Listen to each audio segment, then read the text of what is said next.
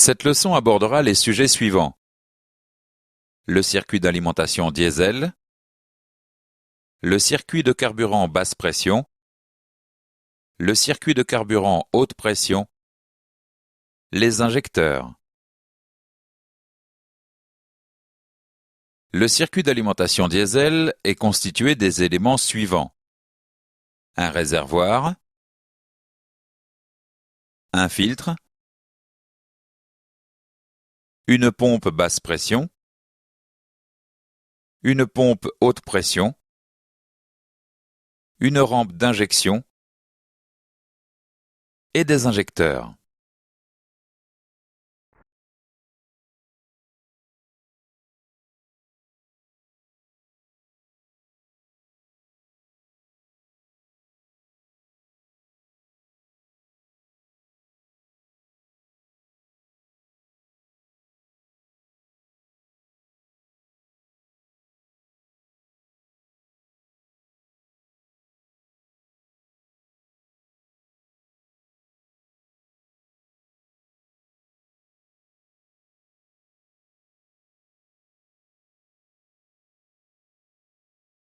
Le rôle du réservoir est de stocker le carburant.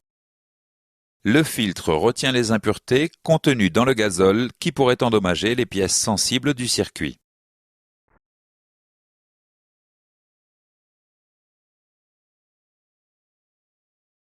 La pompe basse pression aspire le carburant du réservoir et alimente la pompe haute pression. La pompe haute pression alimente la rampe d'injection en carburant sous haute pression. La rampe d'injection stocke le carburant sous haute pression et alimente les injecteurs. Les injecteurs pulvérisent le carburant dans la chambre de combustion.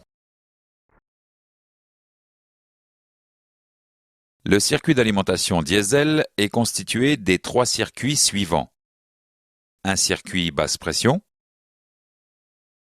un circuit haute pression et un circuit de retour. Le circuit basse pression permet l'alimentation en carburant de la pompe haute pression depuis le réservoir. Le circuit haute pression permet l'alimentation en carburant des injecteurs depuis la pompe haute pression. Le circuit de retour permet le renvoi de l'excès de carburant du circuit haute pression vers le réservoir.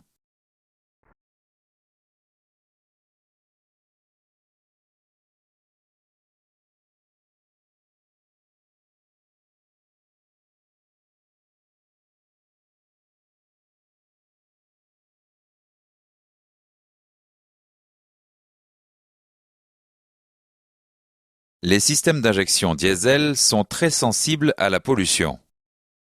L'introduction d'impuretés dans le circuit d'alimentation peut conduire à l'endommagement ou la destruction du système d'injection. Les principes de propreté doivent s'appliquer depuis le filtre jusqu'aux injecteurs. Lors d'une intervention, il est impératif de boucher les différents conduits du circuit. Un kit de bouchon est disponible au magasin de pièces de rechange. Les consignes de propreté sont décrites dans la documentation technique. Faisons maintenant quelques exercices avant de continuer. Quel est le nom de chaque élément?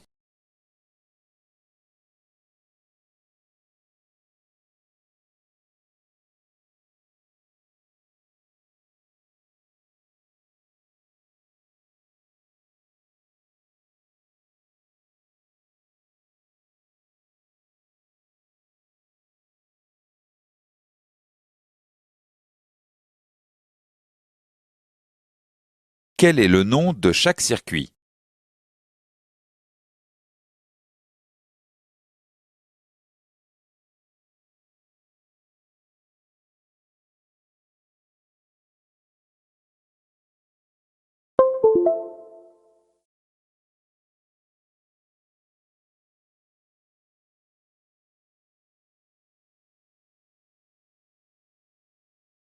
Dans ce chapitre, nous avons vu les points suivants. Le circuit d'alimentation diesel est constitué d'un réservoir, d'un filtre, d'une pompe basse pression, d'une pompe haute pression, d'une rampe d'injection et d'injecteurs. Le rôle du réservoir est de stocker le carburant. Le filtre retient les impuretés contenues dans le gazole qui pourraient endommager les pièces sensibles du circuit. La pompe basse pression aspire le carburant du réservoir et alimente la pompe haute pression. La pompe haute pression alimente la rampe d'injection sous haute pression. La rampe d'injection stocke le carburant sous haute pression et alimente les injecteurs. Les injecteurs pulvérisent le carburant dans la chambre de combustion. Le circuit d'alimentation diesel est constitué d'un circuit basse pression, d'un circuit haute pression et d'un circuit de retour. Les principes de propreté doivent s'appliquer depuis le filtre jusqu'aux injecteurs. Les consignes de propreté sont décrites dans la documentation technique. Le circuit de carburant basse pression est constitué des éléments suivants. Un réservoir, un filtre et une pompe basse pression.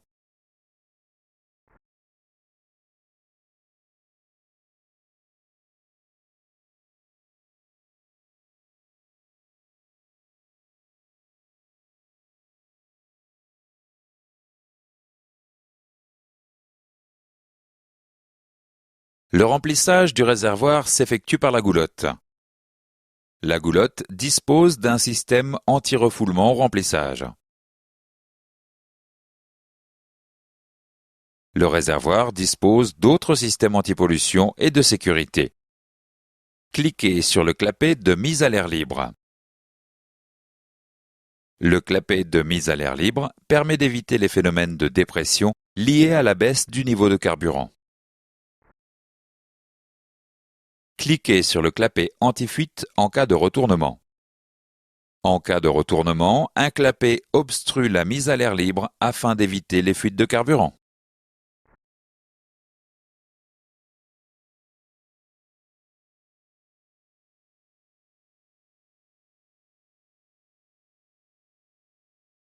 Le filtre retient les impuretés contenues dans le gazole qui pourraient endommager les pièces sensibles du circuit.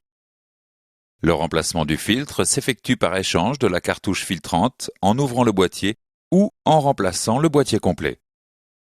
Le remplacement de l'élément filtrant nécessite l'ouverture du circuit de carburant. Il convient de respecter scrupuleusement les consignes de propreté. La pompe basse pression est une pompe mécanique entraînée par l'arbre de la pompe haute pression. Il existe deux types de pompes mécaniques. Les pompes à engrenage et les pompes à palette.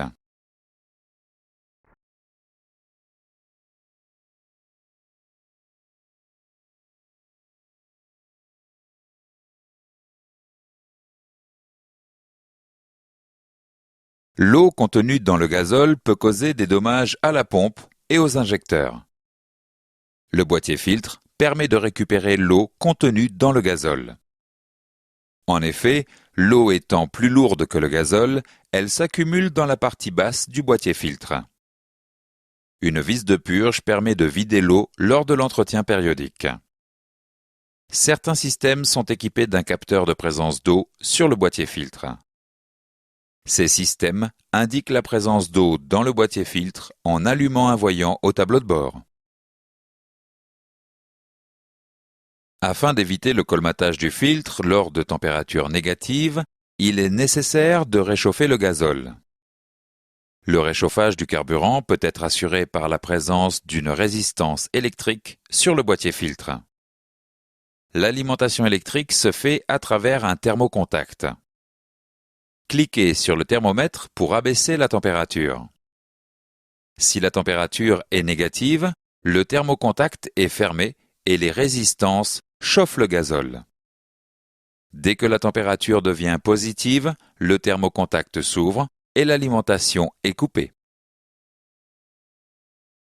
Le réchauffage du carburant peut également être assuré par le bouclage du circuit de retour.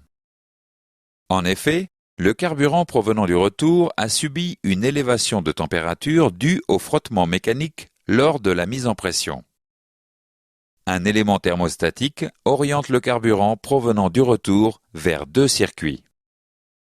Cliquez sur le thermomètre pour abaisser la température. Si la température est négative, le carburant est orienté vers l'entrée du filtre. Si la température est positive, le carburant retourne vers le réservoir. Certains véhicules utilisent un circuit de refroidissement du carburant afin d'éviter sa surchauffe. Le circuit de retour de carburant vers le réservoir se caractérise par la présence d'un serpentin situé sous le véhicule. Le serpentin, soumis au flux d'air en roulage, permet d'abaisser la température du gazole. Certains véhicules disposent d'une pompe basse pression électrique en complément de la pompe basse pression mécanique. La pompe électrique fonctionne alors uniquement sous contact afin d'amorcer la pompe mécanique et de faciliter les démarrages. D'autres véhicules utilisent une pompe basse pression électrique en remplacement de la pompe basse pression mécanique. Dans ce cas, un régulateur de pression situé dans le boîtier filtre régule la pression à une valeur constante. Une poire permet de purger manuellement le circuit d'alimentation lors d'un entretien ou à la suite d'une panne de carburant. La poire se situe avant le filtre. La présence d'une poire manuelle signale l'absence de pompe d'amorçage électrique. Faisons maintenant quelques exercices avant de continuer.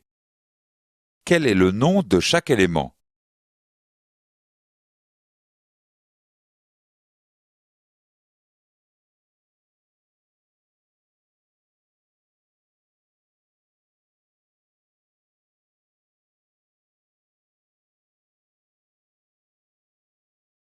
Quels sont les différents types de réchauffeurs de gazole?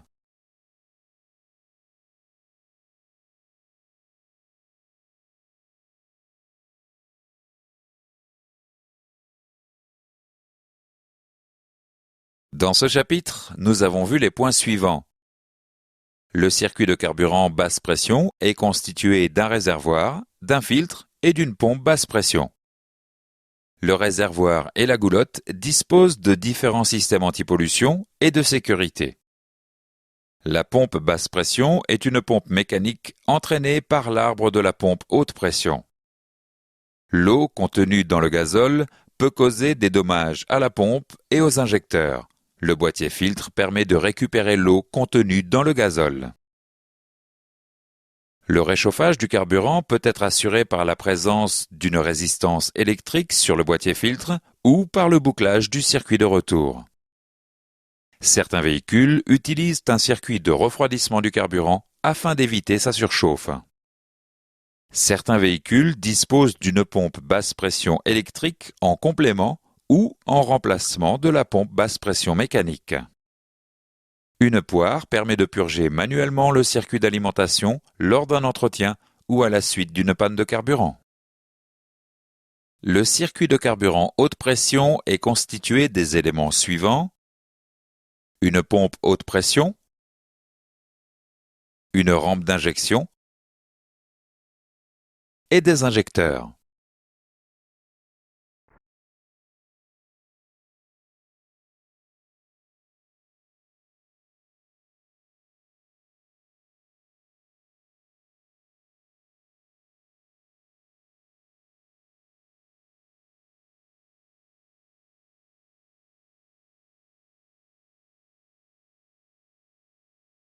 Le rôle de la pompe est de produire de la haute pression.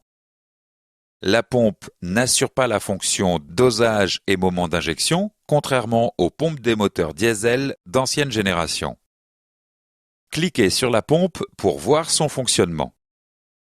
La pompe haute pression est composée de plusieurs éléments de pompage entraînés par la rotation du moteur.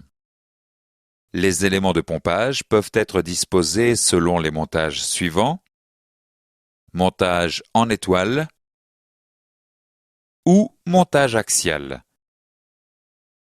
Les éléments de pompage, au nombre de 2 ou 3, alimentent un conduit unique vers la rampe d'injection.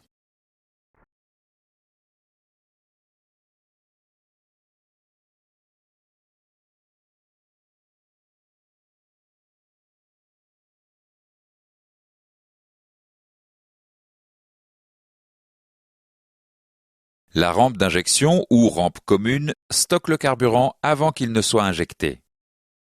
Ce stockage évite les variations de pression à l'ouverture des injecteurs.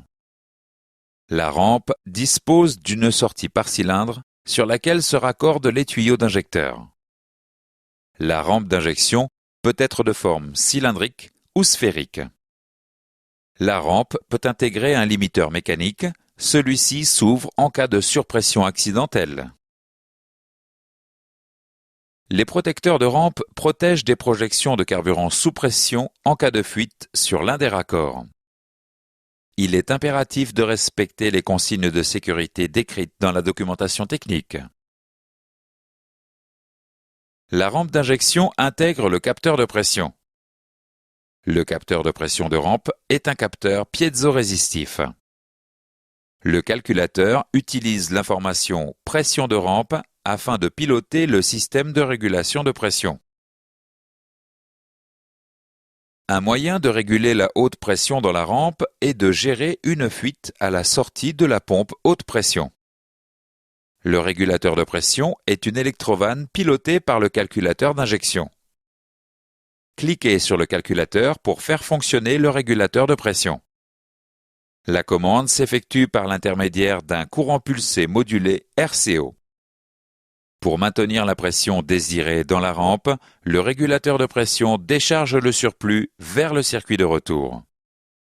Ce système permet de réguler la pression de carburant dans la rampe très rapidement.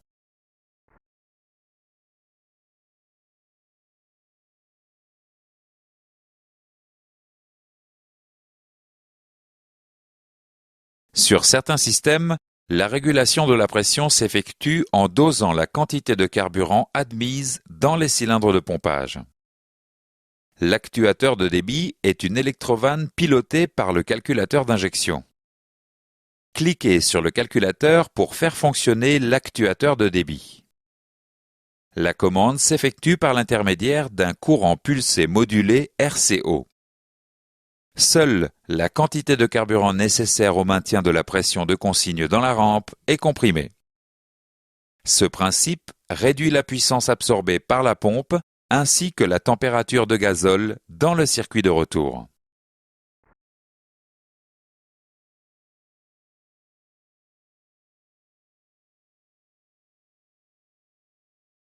Certains systèmes utilisent les avantages des deux circuits précédents.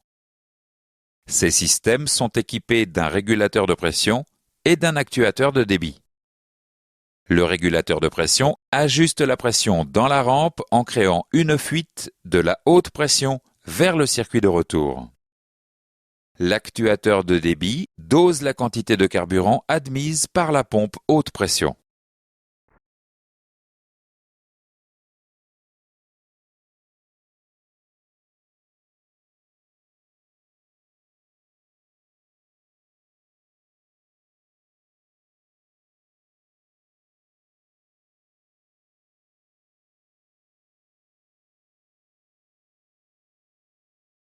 Nous allons étudier la stratégie de régulation de pression dans la rampe sur un système utilisant un actuateur de débit. Le capteur de pression fournit la pression de carburant. En fonction des paramètres moteurs tels que le régime moteur, le calculateur définit la pression de carburant désirée. Le calculateur ajuste la commande de l'actuateur de débit pour obtenir la pression désirée. Le capteur de pression de carburant transmet la nouvelle valeur de pression au calculateur qui peut ajuster sa commande. Faisons maintenant quelques exercices avant de continuer. Nous allons étudier la stratégie de régulation de pression dans la rampe sur un système utilisant un actuateur de débit. Le capteur de pression fournit la pression de carburant. En fonction des paramètres moteurs tels que le régime moteur, le calculateur définit la pression de carburant désirée. Le calculateur ajuste la commande de l'actuateur de débit pour obtenir la pression désirée. Le capteur de pression de carburant transmet la nouvelle valeur de pression au calculateur qui peut ajuster sa commande. Vous pouvez déplacer le curseur de la souris sur les éléments pour voir les stratégies utilisées pour cette fonction.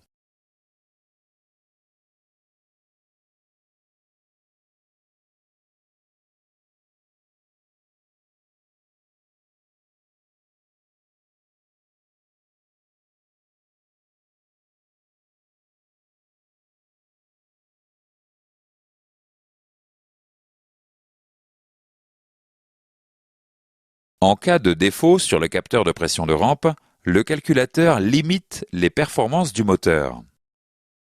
Les conséquences d'un défaut sur les actuateurs de la régulation de pression dépendent des systèmes. Vous pouvez déplacer le curseur de la souris sur les éléments pour voir les stratégies de mode dégradé.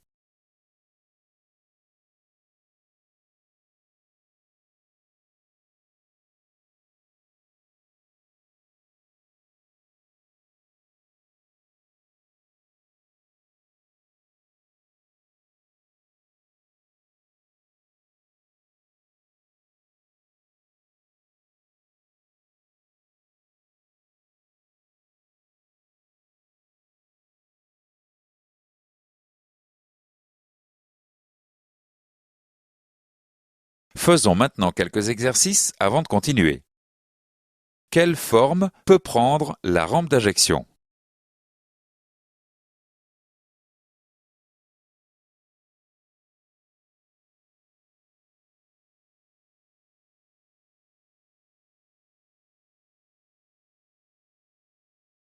Comment la pompe haute pression est-elle entraînée?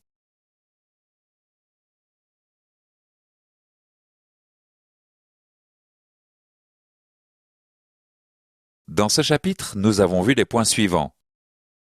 Le circuit de carburant haute pression est constitué d'une pompe haute pression, d'une rampe d'injection et d'injecteurs. La pompe haute pression est composée de plusieurs éléments de pompage entraînés par la rotation du moteur.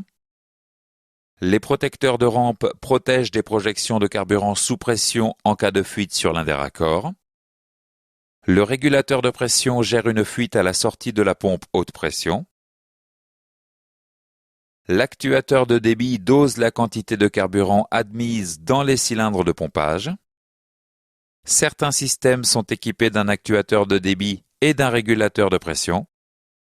Le capteur de pression fournit la pression de carburant. Le calculateur ajuste la commande de l'actuateur de débit pour obtenir la pression désirée. Les conséquences d'un défaut sur les actuateurs de la régulation de pression dépendent des systèmes. Les injecteurs sont alimentés en carburant par des tuyaux haute pression venant de la rampe d'injection. Au moment de l'injection, l'aiguille de l'injecteur se soulève, permettant le passage du carburant vers la buse.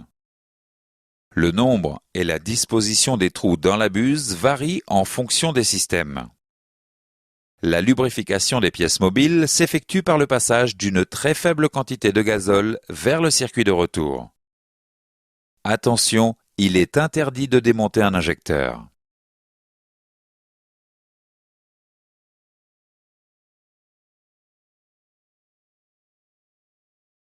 Il existe différents types d'injecteurs, néanmoins, leur principe de fonctionnement reste identique. L'injecteur est alimenté en carburant sous pression. La pression de carburant en A et en B est identique. Le ressort maintient l'injecteur fermé. Cliquez sur l'interrupteur pour alimenter l'injecteur électriquement. L'électroaimant est alimenté. L'électroaimant ouvre une valve de décharge qui libère le passage du carburant vers le circuit de retour. La pression de carburant en A chute. La pression de carburant en B reste identique. Le déséquilibre de pression repousse l'aiguille de l'injecteur. Le carburant est pulvérisé. Cliquez sur l'interrupteur pour couper l'alimentation électrique. L'électroaimant n'est plus alimenté, la valve de décharge se referme.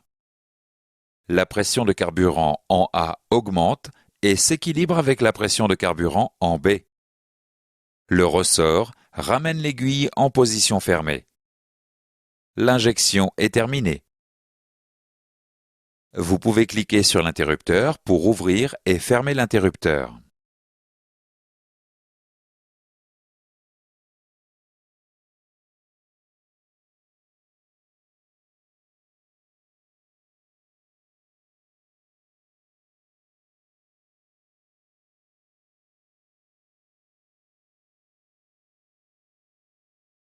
Il existe deux types de systèmes de commande par électroaimant. vous pouvez cliquer sur les deux interrupteurs pour piloter les injecteurs.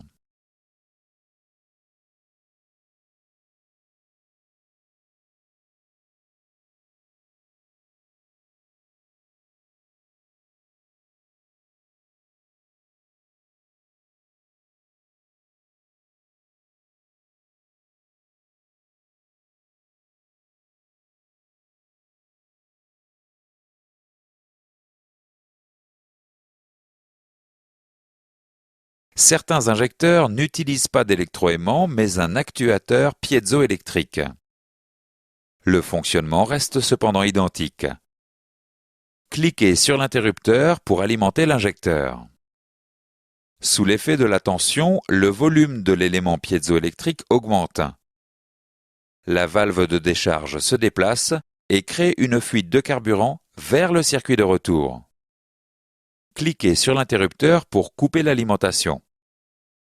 L'élément piézoélectrique se décharge et reprend son volume initial. La valve de décharge se ferme. Vous pouvez cliquer sur l'interrupteur pour ouvrir et fermer l'injecteur.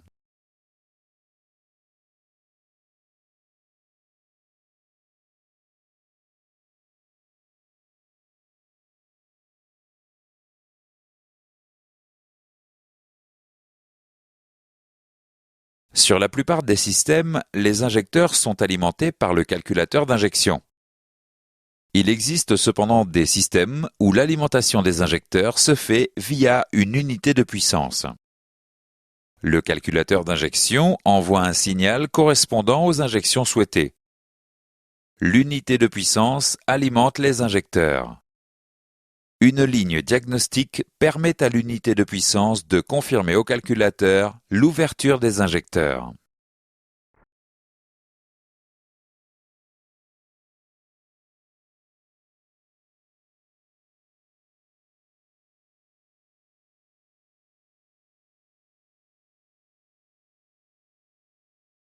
Du fait des dispersions de fabrication, les caractéristiques de débit des injecteurs ne sont pas parfaitement identiques. Ceci peut entraîner des irrégularités de fonctionnement moteur et une augmentation des émissions polluantes. Certains injecteurs reçoivent un code appelé code de calibration. Ce code correspond à l'écart de débit par rapport à un injecteur de référence. Le code de calibration doit être mémorisé dans le calculateur d'injection à l'aide de l'outil de diagnostic. Le calculateur d'injection corrige le temps d'ouverture de l'injecteur en fonction des codes de calibration.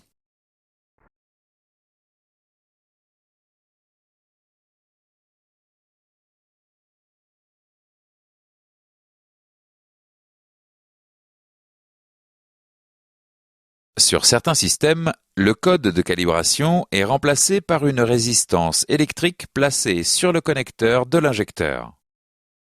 Le calculateur lit la valeur de la résistance et applique la correction lors de l'injection. Ceci évite la procédure d'écriture en après-vente à l'aide de l'outil de diagnostic et permet de permuter les injecteurs entre eux.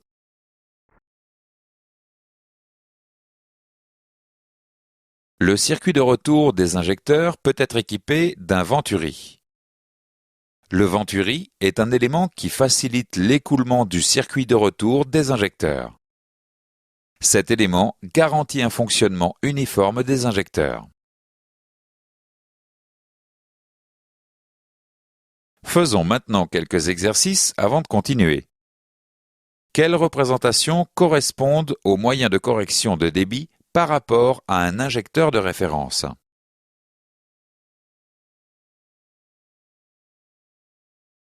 Comment la lubrification des pièces mobiles des injecteurs est-elle effectuée?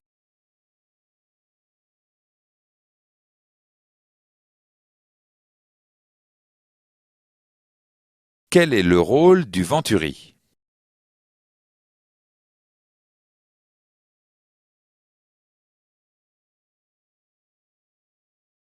Dans ce chapitre, nous avons vu les points suivants. L'ouverture de l'injecteur se fait par le pilotage d'une valve de décharge. Il existe deux types de systèmes de commande par électroaimant. Certains injecteurs n'utilisent pas d'électroaimant mais un actuateur piézoélectrique. Le calculateur d'injection alimente les injecteurs directement ou via une unité de puissance.